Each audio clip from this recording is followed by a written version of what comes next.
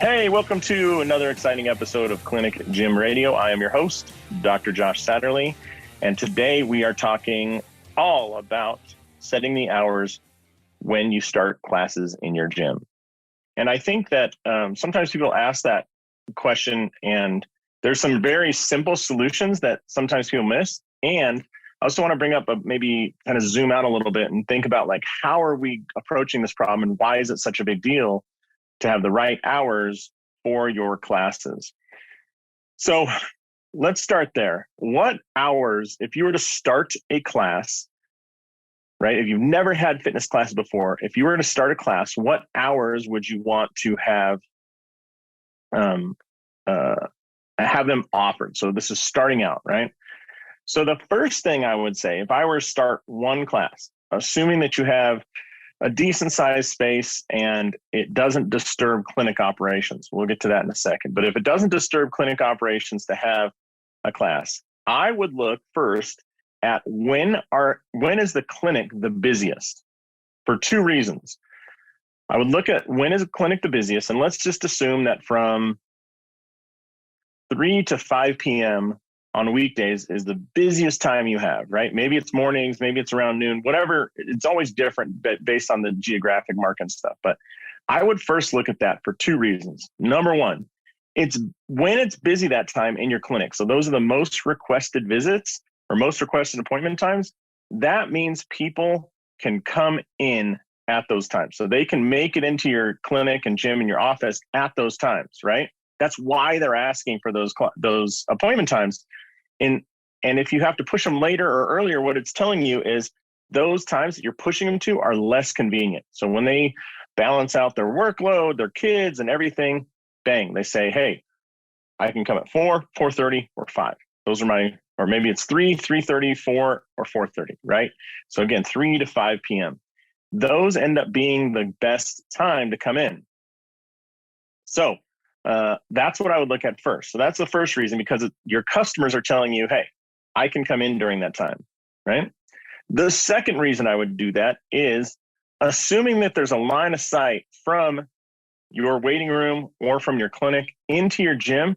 It's a fantastic demonstration of what you believe in, of your mission, of having a blended clinic and gym. And it gives you the opportunity to walk out with somebody from the clinic that you just got done treating. And usually you can point to somebody in the gym and go, hey, I know, Mr. Johnson, that your back is hurting, but look in the gym right there and you'll see Steve. And 6 weeks ago, Steve could barely walk. His back hurt so bad. And look at him now. He's doing pull-ups. He's doing deadlifts. He's doing squats with weight, whatever he's doing at that time. But it reassures those patients, and they see an example of how great your care is. In just a few weeks, I could be doing that high-level exercise, right? So it's super powerful in that way. And when you have that busiest time in your clinic, what better time to try and push all those patients, get them started in the process of getting to your gym? You can say, there's Steve, he's lifting. I want you to be there too. Let's set up a time for you to do initial assessment with our trainer. Or, hey, I want you to get there, but we got to get rid of this pain first before I feel comfortable with you graduating to the gym. And again, we always say this, graduating to the gym, or we want to treat the gym handoff as a accomplishment, not as a secondary kind of care, like a second-rate care. So anyways, I would use that time. So if I were setting up initial classes, I would say, when is our clinic the busiest? And look at those times. The other times that I would look at it, okay, is based on basically, this is if you don't have the square footage, or if having the gym going kind of disturbs your clinic. What should you do then? It's very simple. I think the best example of this was Chip Bleem. Chip had almost no space. He had 200 square feet, right? 10 feet by 20 feet of just hardwood floor and nothing else. No equipment whatsoever, except for a band station mounted on the wall and a single row of kettlebells along one side. That's all the equipment he had, and he started classes.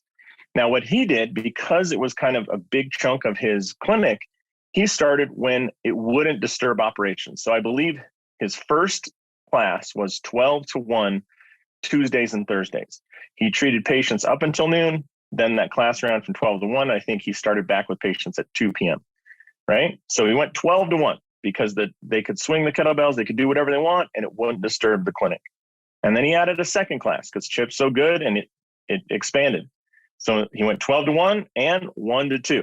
And this guy is running classes, only 4 people in each class, partly because that's the only space he had was 200 square feet. So he's shoving them in there, and they can only use kettlebells because Chip found out real quick, you don't have room for barbells and you don't have room for people to lay down, because those two things are about 6 feet of space each. And with 4 people in a 200 square foot space, it just doesn't work.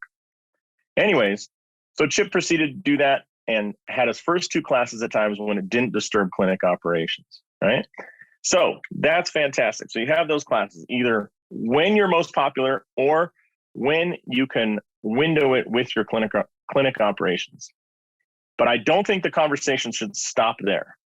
One of the greatest parts about having a clinic gym hybrid is that your gym makes money at times your clinic doesn't, and vice versa. If you look at any gym in the world, they're popular, they're not full all day long. Now, they're, a big gym like a Lifetime Fitness or 24 Hour Fitness, they're busy all day long, but there are definitely lower times when there's less people taking advantage of the gym. And so use that to your advantage. For example, gyms are almost always busy at 5 a.m. and 6 a.m. And some of them are busy at 7 a.m. In my experience, the most common time people start clinic is at 8, 8:30 or 9, right? So that 8 to 9 hour. Well, if you can start classes at 5 a.m. and you don't start clinic until 8 a.m., that gives you 3 hours of revenue generation that your clinic doesn't have. Right now, I know there are people out there. In fact, I know a woman who would prefer to start at 5 a.m. Right? She and a lot of her patients would come and see her at that time. Totally cool, but there's going to be some dip in when you don't see patients, and so at those times, your gym can be making a lot of revenue. In a perfect world, you would have classes before your clinic ever opens up, and then if your neighborhood or your area uses it, classes at lunchtime when your clinic might be closed or you guys are taking a break, offer classes then, and then offer classes in the afternoon. Most gyms are busy 5, 6 a.m., sometimes 12 to 2, and then again starting at about 3 or 4 p.m., depending on the area, and it goes all the way till 7, right? So if you're looking at when you should run classes or how you can make revenue, I would go to your local gyms, go to local 24-hour fitness and go at those different times and find out when are they the busiest. Secondary question to ask you with that, or ask yourself there, is when are they the busiest with your type of clients? So here's another layer of when should you offer your classes. There may be external pressure to offer class at a certain time. So let's address that real quick. I think the easiest example for people to understand in this one is, let's say that you are incredibly driven and motivated to work with high school aged athletes, right? High school aged athletes. Fantastic. I love it. I worked with high school age athletes as well. And one thing you quickly learn is that high school age athletes cannot come when high school is in session, right? So you got to offer classes at 3, 4, 5 p.m. You got to offer class in the afternoon because they have to get out of class, and then they might have additional things like practice. If they're a football player, they might have football practice till the evening, or they might have a club going on, right? Or a AP honors class that's only offered in the afternoon. Whatever it is, if you want to work with high school aged athletes and it's not the summertime, then you're going to only work in the afternoons. Now, I will agree, sometimes they'll come in the mornings. And I trained I had a golf team the local high school, trained their golf team it was like Monday, Wednesday, Friday at 6 or 5:30 a.m. They went 5:30 to 6:30 a.m. and started school at 7. And they were motivated. They were awesome. But I just think you're going to have to do it very early, which is less like with high school age kids, or afternoon. And so that might create the pressure as to when you want to start your first class, right? So if it is a high school age athletes, then look at when they're going to be there.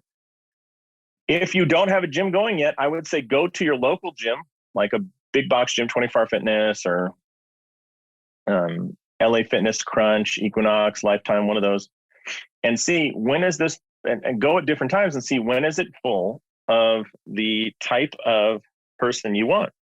So long ago, I had a business partner, and he loved triathlons, and he competed, did a great job, ran the Ironman. What is it? Ironman Coeur d'Alene. Oh, sorry, my nose is itching like crazy. He ran Ironman Coeur d'Alene. Now, all of his homies that were the little triathlon club, they all swam master swimming in the mornings, 2 days a week, and then they ran together 2 days a week, like at 5 a.m. When it got to be the summertime out here in Vegas, they would meet up at like 3:30 a.m. to run. They want to be out in the cool weather. So they could stop by your office at 6 a.m. to get treated, right?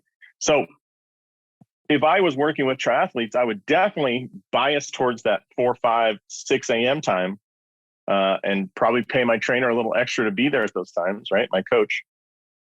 But bias towards that morning time, because 2 reasons. Number one, those triathletes all were white collar, 6-figure earners, right? None of them were struggling for money. So they're the perfect kind of clientele that he would want. And because they're, very successful business people and they have high level jobs, once their day gets going at like 8 or 9, they can't pop in for a visit. So I'd even offer care at those times as well. If I were going for triathletes, I'd offer classes starting probably at 4 a.m. or 4:30 a.m. And I'd offer visits from 6 a.m. to 9. I think you could capture a lot of them that time. Now, if you're in an area like San Diego where it's beautiful all the time, maybe there's afternoon riders. Maybe that's the big time to capture them. But I'd try and match that up. So I've told this story 100 times, but I'll say it again. When I was working with golfers, if they're pro, semi-pro, or collegiate, they've never teed off after 9 a.m. I'll just say that. It's very rare for them to have a tee time later than 9 a.m. Most of them are teeing off at 6:30, 7, 7:30, and 8, right? Comparatively, we had a couple NBA players. They don't even wake up till 10 or noon because every game they've ever played starts at 7 p.m., maybe even later. So their workday starts at 7 p.m., ends at midnight. They're not coming in for 6 a.m. appointments or 6 a.m. gym time. They're doing it at noon, 1, 2. So balance that out. So you have to match the hours with the population. And I would give that a lot of thought, because who are you trying to get is a very important question regarding the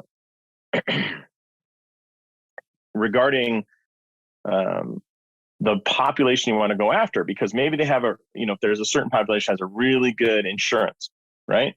So if they have really good insurance, we can, you're going to get paid better. Or maybe you want to do cash, right? Or maybe you want to do whatever. Sorry, I was getting an alert there. If you want to do cash, you want to do a really high-end insurance, it's worth looking at that instead of changing your whole schedule for people that can only come in with crappy insurance or who won't pay cash. So it's worth a look there. Again, going back to those triathletes, like they would have paid cash even if they didn't have the insurance, but they typically had a very high-end, low deductible, low copay plan. I remember one of them had a $5 copay and could get up to $8,500 in care a year, which that's pretty good. Anyways, that's if you want to go for insurance. But I think that going back to the core message of this episode is, when you're setting up your hours, there are a lot of things to consider. Okay. Now, this has come up twice in the time I've been consulting for the last, 5 years. That's worth considering. The other thing, somebody shifted their hours around because their neighbor, so they shared a wall with another company, and the neighbor was only in there till 4, and then they left. And so they opened it up because the sound from their gym was alongside that wall. So sharing space with, what would you call that? If the neighbors on either side of you are disturbed by what you do, again, I think that falls under the, can you operate your gym at the same time as your clinic? But it's worth considering, and it's actually worth talking to your neighbors if that's going to be an issue, and say, hey, we're starting some classes here. And I think just be a good neighbor. You can set up the sound system on the opposite wall, do a couple things like that to make sure it's copacetic for everybody. I have been asked to leave a space with our golf simulator. And I think if we would have shifted the hours, we'd probably have been fine, but it pissed me off. We had our golf simulator set up, and the next door neighbor was like, when you hit those golf balls, it's so loud, it scares us, blah, blah, blah. And so when time came to renew the lease, the landlord said, you rent 1,500 square feet, the next door neighbor runs 7,000 square feet. So I'm going to back her up, and you got to find a way. And I said, unfortunately, what if I mitigate it by, installing some sound barriers and stuff? And he said, that's fine. But if it doesn't work, I'm still going to ask you to leave. I was like, I don't want to invest $2,500 into something that might not work. Excuse me. All right. So I hope this was helpful. Now, there's one more layer I think worth addressing. So you want to look at, when are you the busiest, or when can you shove people in there that won't disturb everything? Number 3, what is the group you want to go after, and when do they want your classes to be, I think is important. And then finally, this idea. We're talking about using this space for classes because classes in that membership base, I think, is the best business move you can make. I think, if you look around, memberships is where everybody is going. Amazon Prime, Netflix, Costco, Harry's Razors, Dollar Shave Club, everything is going towards a membership. Hell, the car wash that I go to, we're members of their car wash program, right? It's where everybody's going because your revenue becomes so predictable. You can adjust the price, people pay. It's just a better model. I would move every aspect of your business to membership if you could. If you feel comfortable charging people a membership base, like look at the Joint. It's the fastest growing chiropractic office out there. Why? I don't think it's lost that it's a membership model. It's without that business would not survive. If they were not charging a membership, they would not survive. So give it some thought. Could you provide high-end kick-ass care in your clinic on a membership model? It'd be tough. It'd be tough to set the right price point, but I think it's worth it. And, it's a good one. It's going to be tough if you also accept insurance, FYI. So you might want to talk to a really good attorney about that. But I think it's worthwhile because your revenue becomes so predictable. And I always use the example of Netflix. Early on, they charged something like $7 or $11 for their membership. And look at them now. After just, 5 to 10 years, they have grown so big that they're buying movies. They have their own studios. They're paying comedians tens of millions of dollars to do a Netflix special. It's insane. Why? Because they have predictable revenue. They're not wondering where their next patient or their next customer is going to come from. They're making the most of the existing ones. And that's what you should do in a membership model. Anyways, where am I going with that? These classes would be membership based, right? Now, what do you do if you have classes at, let's say, 5, 6, and 7 a.m., and then you don't have another class till noon? What do you do with the space if it's available? Some people, like Chip, it was part of his clinic space. It was his rehab area, right? And there was just barely enough space to do rehab with patients. So that's why he couldn't have classes going all day long. But what should you do? I think if you have the space, you should use it as a clinic rehab area because you want to physically get those patients into the gym space and get them getting used to it, picking up the weights, doing all that stuff. There's a psychological barrier if they haven't been in that space before, right? And that psychological barrier erodes if you physically walk them in there and use the same equipment they're going to use in those classes later in their time with you. Also, I think that you should look at that time as an opportunity to do cash-based rehab. So what is cash-based rehab? In our 3 phases of the clinic gym hybrid model, first phase is exercise. You got to give every one of your patients exercise every visit. If you don't do that, everything I'm talking about today is going to be incredibly hard. We'll start out exercise. The second thing is the trainer as a CA. What does that mean? You start taking that trainer, teaching them everything you know, and they start helping you with rehab. And after a few months, they can do rehab on their own. And what you want to move into is that your patients are scheduling appointments with your rehab, your CA/trainer, your rehab staff. They're scheduling appointments with them, and you as the provider never see that patient that day. So let's just say you have a care plan that's at 20 visits, right? That might be 8 visits with the doctor. So early on, it's 3 visits a week. Then week 2, you're going to add in one visit with the trainer. By week 5, maybe they're more with the trainer and you're just seeing that patient 1 time a week.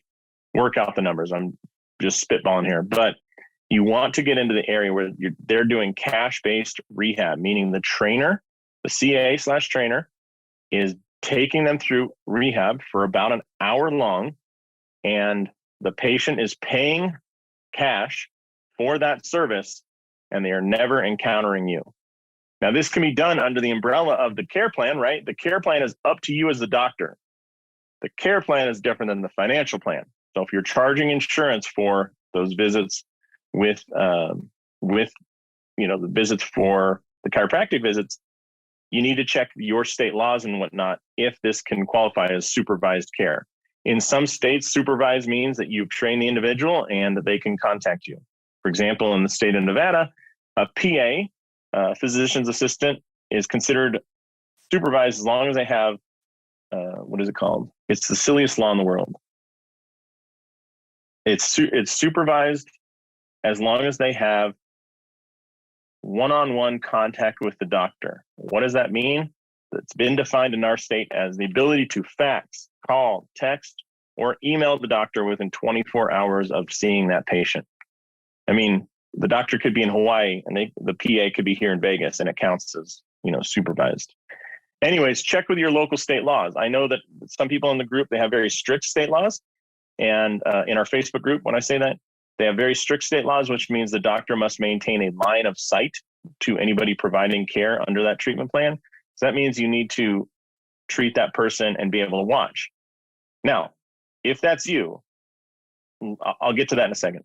Some states just say, hey, the person is trained by you and they can reach out via call, text, email if anything goes wrong, or the doctor, some states say the doctor needs to see the patient more than 30% of the time, aka a third of the business need to be with the doctor, sometimes even less than that. Whatever it is, make sure it's compliant with your local laws. But once it is compliant, maximize that stuff, man. Crank it up. Like, do everything you can to you want to get as close to that legal limit and the scope as you can. I think a good example of that would be like surgeons. Surgeons don't take vitals. They're allowed to, right? Their scope includes vitals, but they're like, hey, listen, I'm going to just do the cutting and sewing because that's what I'm paid to do, right? And they let a medical assistant take the vitals, or a nurse, or somebody else in that state. So they're maximizing their license. That's why at the end of every one of these episodes, I say, go out there and maximize your license. Use the hell of that license as far as you can. Because there's money to be made. There's profit to be made when you maximize your license. But when you tamp it down as you're the only person that can provide hands-on care, you're the only person that can provide rehab, man, you're just stomping on all your profit. Anyways, going back. Oh yeah, what would I do if I had a state scope that required me to maintain line of sight? I'd tell you this. So once you have a gym, you'll realize this, and I encourage you, talk to anybody that has a clinic gym, and they'll tell you that this happens all the time. You can treat many people out there on the gym floor. In fact, I would put some tables out there and I'd mount them on those floor sliders, those little slick things, super easy. You can push them to the side during classes and pull them back out. I would treat in the open gym area most of the time, probably 80% of my visits. I would probably do all my new patient exams in a private room. Why is that? Well, it allows me to maintain line of sight. If I'm in there and my CA/trainer is over in a different corner, I just need to look over there and I can maintain that line of sight with them at the time, right? And what you'll realize, it's very efficient to provide care in the gym setting. It's super efficient. And most people, barring like, I always say like dry needling somebody's glutes, I wouldn't do that in an open gym bay. It's just not, it's not nice. So you want to provide a little bit more respect than that. However, I think most of 80 to 90% of the stuff we do, adjusting, soft tissue work, early rehab, history, physical exam, run movement exams like the SFMA, all that can be done in that gym space. And again, you're getting over that psychological hump of them being in that space. So I would consider that if I was restricted to that line of sight issue. But either way, I think it's important. Number one, look at your hours of when people are already coming in your clinic. Use that as a guide. Number two, if running gym classes will impede or interfere with the clinic, then find times that you can window them as close to those desired times as you can. Number three, find out your perfect patient. Who is the perfect patient you want? And then set up classes to serve that person. Again, if it's marathon runners and triathletes, they like to work out in the morning, bias your gym times towards morning workouts. Number 4, check your local state laws to make sure that what your scope says about using a CA and trainer. But once you find that out, maximize your license, use the hell out of them. And number 5, modify as needed to have that, because the goal is that when you don't have classes, that gym space is being utilized for cash-based rehab. It's just another revenue source that's really going to push you over the edge. And it's so awesome to make money in a practice when it's not your hands that need to make it. You're no longer handcuffed to your table to make money. And the reason, just in case you're wondering, I like the CA trainer more than I like hiring another associate is the cost. You can get a trainer, a really good trainer, to work for you for about 20 to 25 bucks an hour. I think most chiros expect more than that, you know? I've even seen, I was talking to somebody maybe 2 months ago, and they pay 1.5 times minimum wage, which is super low. I think a lot of people, if you're willing to provide training and education to that trainer, they'd be willing to work for you. Some as low as minimum wage. I think that we overestimate how much people need to get paid. And much like you have probably spent a lot on education, people value education a lot. So if you lay out an education plan for the next year, they're more than likely to jump on it and say, I'd love to do it, right? So I hope that was useful. I hope this is interesting. And I'll end this as I end every podcast, which is by saying, this is Dr. Josh Satterlee saying, go out there, maximize your license, and live the life you dream of. Thanks, everybody. Have a great one. Thanks so much for checking out these videos. I hope they're useful. We'll cover things like rehab, exercise, business model, progressions, layout, everything else that helps you build a clinic. So if you're interested, you can click here, there, here, or anywhere to get more videos just like this. Thanks a lot for watching, and we'll see you soon.